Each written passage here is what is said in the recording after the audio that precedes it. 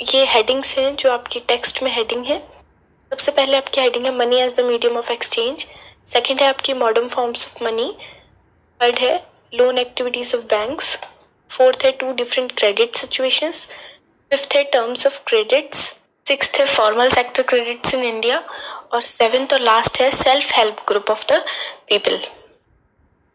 तो एक एक करके हम हर टॉपिक को डिस्कस करेंगे। सबसे पहला आपका टॉपिक है money as the medium of exchange. Before money हम चीजें एक दूसरे को एक्सचेंज किया करते थे, जिसे क्या कहा जाता था, बार्टर सिस्टम। यानी एंशियंट जमाने में, एंशियंट भी नहीं कह सकते हम इसको इतना, यानी पुराने जमाने में जब मनी नहीं थी तो बार्टर सिस्टम का इस्तेमाल किया जाता था। बार्टर सिस्टम में क्या होता है, बार्टर सिस्टम में आप चीज के बदले चीज लेते हो। यानी जो यहाँ पर, यानी ये मनी वाले सिस्टम में जो बीच में मीडियम है मनी, ये नहीं होता, बल्कि हम चीज के बदले चीज लेते हैं।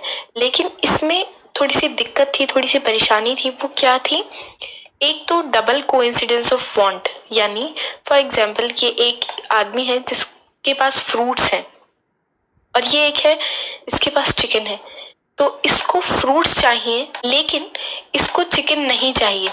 इसको चिकन के बदले कुछ और चाहिए, मान लो आटा चाहिए या जूते चाहिए या कपड़े चाहिए, तो इसके पास वो नहीं है, इसके पास तो चिकन है एक्सचेंज करने के लिए सिर्फ। तो इसमें डबल कोइंसिडेंस चाहिए होता है, जिसमें दोनों लोगों को, यानी जो आपस में एक्सचेंज कर रहे हैं, एक दूसरे की चीजों की जरूरत होती है। Second, deciding the value of good is difficult. इसका मतलब है कि ये बहुत ही मुश्किल होता है ये तय करना कि किस चीज की कीमत कितनी होगी। यानी जिसका जो मन करता है, कोई वो इतनी चीजें एक्सचेंज कर लेता है। कोई 1 किलो गेहूं के बदले 2 जोड़ी जूते दे रहा है, कोई 2 किलो गेहूं के बदले 1 जोड़ी जूते दे रहा है। तो ऐसा नहीं होता कि कोई भी आपका फिक्स रेट है और उसी रेट के अकॉर्डिंग हर कोई चीजों को एक्सचेंज कर रहा है। ऐसी कोई फिक्स रेट नहीं होता है। तो उसके बाद शुरू हुई मनी। जैसे जैसे वक्त आगे बढ़ता गया, money as a medium of exchange इस्तेमाल की जाने लगी। मनी जो है वो वैसे तो एक सिंपल पीस ऑफ पेपर है, यानी एक कागज का टुकड़ा है, लेकिन ये बहुत ही ज्यादा हेल्प करता है हमें चीजों को एक जगह से दूसरी जगह ट्रांसफर करने में। फॉर एग्जाम्पल कि एक मीडियम बन जाता है कि अगर किसी को ब्रेड चाहिए और वो उसके पास गोश्त नहीं है एक्सचेंज करने के लिए, तो उसके पास उसकी जगह क्या है, मनी है ना, वो इससे मनी से एक्सचेंज कर सकता है। यानी जैसे अगर यहाँ पर हम देखें, अगर इसको फ्रूट चाहिए लेकिन इसको चिकन नहीं चाहिए, इसको चिकन की जगह क्या चाहिए, शूज चाहिए या कपड़े चाहिए अपने लिए, तो ये क्या देगा, उसको चिकन ना देकर क्या दे देगा, पैसे दे देगा इसको। ठीक है, तो इस तरह मनी जो है वो एक्सचेंज, मीडियम ऑफ एक्सचेंज बन जाती है, जो आपके लेन देन को बहुत ही ज्यादा इजी कर देती है। तो फर्स्ट टॉपिक आपका बस इतना ही था, बहुत ही इजी, आई होप आपको अच्छे से समझ आ गया होगा। सेकंड टॉपिक है आपका मॉडर्न फॉर्म्स ऑफ मनी। तो ये तो आपको पता ही है कि हर कंट्री की एक पर्टिकुलर करेंसी होती है। तो जो ये करेंसी होती है ये कई तरह की होती है, आई मीन पेपर नोट्स भी होते हैं और उसमें कॉइन्स भी होते हैं। तो जो ये कॉइन्स है हमारी इंडिया में कौन इशू करता है, reserve bank of India issue करता है currency notes on the behalf of central government. यानी रिजर्व बैंक ऑफ इंडिया जो है ये सेंट्रल गवर्नमेंट के अंदर आता है। और हमारी कॉन्स्टिट्यूशन में ये कानून है, लीगलाइज लॉ है कि कोई भी रुपी का इस्तेमाल जो है वो मीडियम ऑफ एक्सचेंज के लिए, मीडियम ऑफ पेमेंट के लिए कर सकता है और कोई भी इसको डिनाई नहीं कर सकता। यानी कोई मनी को लेने से मना नहीं कर सकता इन एक्सचेंज। यानी अगर आपको कोई आपकी चीज के बदले पैसे दे रहा है और या आप किसी को चीज के बदले पैसे दे रहे हैं और वो डिनाई करे, ऐसा कोई नहीं कर सकता, ये कानून के खिलाफ है। और मनी का एक्सचेंज भी हम 2 तरह से कर सकते हैं, जैसे मनी जो हमारे पास एज अ कैश होती है और जो हमारी बैंक में डिपॉजिट होती है। अभी बैंक का सिस्टम को भी हम अच्छी तरह समझेंगे कि क्या होता है बैंक का सिस्टम या बैंक किस तरह काम किया करते हैं। ठीक है, तो अभी आपको करेंसी वाला टॉपिक आई होप समझ में आ गया होगा अच्छे से। बहुत ही इजी है, 2 तरह के करेंसी होती है हमारे पास, एक पेपर नोट होते हैं, एक कॉइन होते हैं।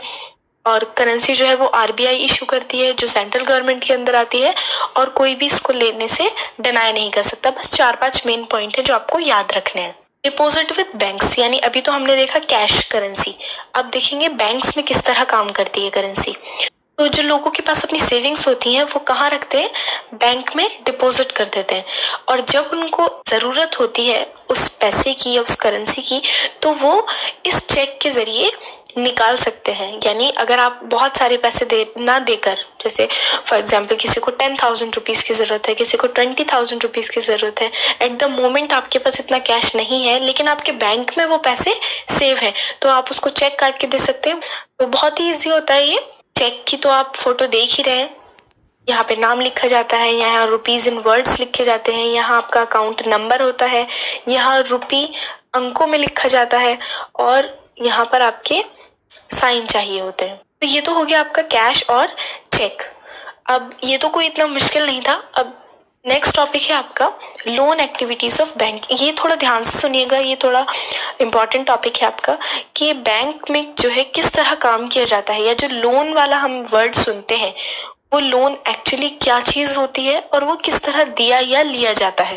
बैंक जो है वो जितना भी डिपॉजिट होता है बैंक में, यानी जो लोग अपना पैसा जमा कराते हैं, उसका बहुत सारा हिस्सा जो है वो दूसरे लोगों को, जिन लोगों को उस पैसे की जरूरत है, उनको एज अ लोन प्रोवाइड करता है। यानी कुछ लोग ऐसे होते हैं जिनके पास पैसा ज्यादा है या उनके पास सेविंग्स है, वो अपना पैसा बैंक में जमा कराते हैं, और कुछ लोग ऐसे होते हैं जिनको उस पैसे की जरूरत होती है, तो बैंक उनको वो पैसा एज अ लोन प्रोवाइड करता है। अलग अलग इकोनॉमिक एक्टिविटीज के लिए बहुत बड़ी डिमांड होती है मार्केट में लोन की, यानी बहुत सारे लोग अपना बिजनेस सेटअप करने के लिए लोन लेते हैं बैंक से। बैंक जो है वो बिल्कुल ब्रोकर की तरह काम करता है between the depositor and the borrower, यानी जो पैसा बैंक में जमा करा रहे हैं और जो पैसा बैंक से उधार ले रहे हैं यानी लोन ले रहे हैं, उनके बीच में जो कनेक्ट करता है उनको, वो कौन होते हैं? बैंक्स। बैंक जो है वो हायर इंटरेस्ट रेट चार्ज करता है लोन्स पर, यानी जो लोन लोगों को देता है, और उसका कुछ परसेंट हिस्सा वो डिपॉजिटर्स को देता है। यानी हम ये कहते हैं ना कि आप बैंक में जमा करा दीजिए पैसे, जब आप पैसे वापस निकालेंगे बैंक से तो आपको इतने बढ़कर मिलेंगे। तो वो जो बढ़ा हुआ अमाउंट होता है, यानी जो वो प्लस अमाउंट होता है हमारे पास, जो इंटरेस्ट रेट जिसको हम कहते हैं, वो उन लोगों से लिया हुआ पैसा होता है जो लोग लोन लेते हैं। और जितना बैंक बोरोवर से चार्ज करता है वो, और जितना डिपॉजिटर को देता है इंटरेस्ट, उसका जो डिफरेंस होता है वही बैंक की असली इनकम होती है। आई थिंक कि आपको ये यहाँ ऐसे अच्छे से समझ नहीं आया होगा, इसलिए हम यहाँ पे थोड़ा सा ये मॉडल दिया हुआ है सिंपल बैंक का, इसके जरिए समझ लेते हैं। शुरू करते हैं डिपॉजिटर से।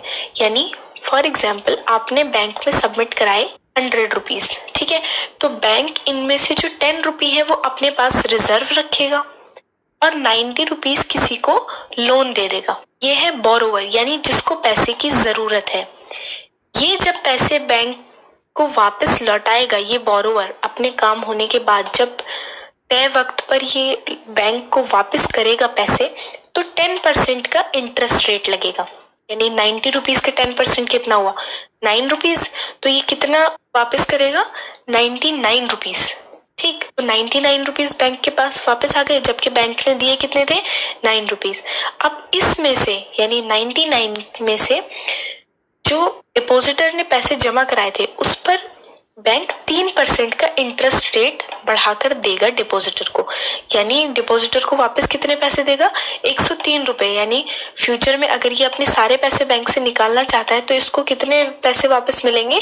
103 रुपए। तो जो बीच में पैसे बचे वो बैंक की असली इनकम हुई, यानी जिससे बैंक जो है वो अपनी जरूरतों को पूरा करता है, यानी अपने एक्सपेंसेस को पूरा करता है। आई होप आपको इस तरह समझ में आ गया होगा। और ये रुपीस नहीं है, ये हर जगह डॉलर्स हैं, मगर रुपीस चूंकि हमारी करेंसी है इसलिए मैंने रुपीस बोल दिया। तो आई होप आपको यहाँ तक अच्छे से समझ आ गया होगा। नेक्स्ट टॉपिक है आपका 2 डिफरेंट क्रेडिट सिचुएशंस। यानी लोन का नाम सुनते ही हम लोगों को ऐसा लगता है, ये एक तरह का थॉट बन गया है सबके दिमागों में कि लोन बहुत ही खराब चीज होती है या लोन लेने से जो है वो बहुत ही ज्यादा नुकसान होता है। तो हम 2 सिचुएशन देखेंगे अलग अलग। तो जो भी हम डे टू डे ट्रांजैक्शन करते हैं अपनी डेली लाइफ में, उनमें बहुत सारा हिस्सा क्रेडिट होता है, यानी एज अ लोन रेफर किया जाता है। क्रेडिट जो है बेसिकली एक वादा है इस चीज का कि अगर हम आज आपको मनी, पैसे या सर्विसेज दे रहे हैं तो आप फ्यूचर में उसको रीपे करेंगे, यानी वापस कर देंगे। ये बस क्रेडिट एक वादे की तरह है जो एग्रीमेंट होता है बोरोवर और बैंक के बीच में। तो इसको हम बाद में देखेंगे कि उस एग्रीमेंट के लिए आपको क्या क्या चीजें चाहिए होती हैं। पहले हम देख लेते हैं 2 क्रेडिट सिचुएशंस, यानी लोन को कब लेना बेनिफिशियल होता है और कब लेने से आपको नुकसान हो सकता है। जैसे फॉर एग्जांपल टॉय मेकर है, उसने एक टॉय बनाया बहुत अच्छा, जिसका बहुत ही पॉजिटिव रिजल्ट आया और बहुत बड़ी मांग और बहुत ज्यादा ऑर्डर्स मिलने लगे उसको मार्केट में। लेकिन ना तो उसके पास मशीनें इतनी अच्छी हैं कि इतनी ज्यादा क्वांटिटी में वो टॉयज बना सके, और ना ही उसके पास लेबर है, और उसके पास बिल्कुल भी इतना अच्छा सेटअप नहीं है कि वो बहुत सारे ऑर्डर्स को पूरा कर सके। लेकिन ऑर्डर्स उसको बहुत सारे मिल रहे हैं, तो वो क्या करेगा, बैंक से लोन ले लेगा अपनी मशीनरी और लेबर्स के लिए। तो क्योंकि उसके पास ऑर्डर्स पहले से हैं, तो वो उनको फटाफट ऑर्डर्स को कंप्लीट करेगा और उससे पैसे आएंगे और वो बैंक को लोन रीपे कर देगा उनके पूरे इंटरेस्ट के साथ। दूसरी सिचुएशन है जो एक स्मॉल फार्मर है जिसके पास बहुत ही छोटा सा जमीन का टुकड़ा है। उसने लोन लिया अपनी जमीन में फसल उगाने के लिए, और उसने उस लोन से पेस्टिसाइड्स लिए, फर्टिलाइजर लिए, इरिगेशन सिस्टम अपना बेहतर किया और उसकी फसल जो है वो तैयार हो गई। बदकिस्मती से वो फसल जो है वो खराब हो गई या क्रॉप फेलियर हो गया, तो क्या होगा, वो लोन रीपे नहीं कर पाएगा और उसकी वजह से वो और ज्यादा कर्ज में डूबता चला जाएगा। तो ऐसी सिचुएशन में लोन जो है वो बेनिफिशियल नहीं होता। अब यहाँ आपने देख ही लिया कि एक सिचुएशन में लोन ने कितना फायदा किया और एक सिचुएशन में कितना ज्यादा नुकसान किया। तो इसी तरह बहुत सी बार हम देखते हैं न्यूज में कि फार्मर्स जो है वो बहुत ही ज्यादा कर्जे में चले जाते हैं लोन की वजह से, क्योंकि फसलें बर्बाद हो जाती हैं। तो लोन दोनों ही तरह से वो आपकी डिसीजन पर डिपेंड करता है कि आपने लोन लेने का डिसीजन कब लिया, जब आपको पता था कि आपको प्रॉफिट होगा, या फिर सिर्फ आपने रिस्क लिया है। आई होप आपको यहाँ तक क्लियर हो गया होगा। तो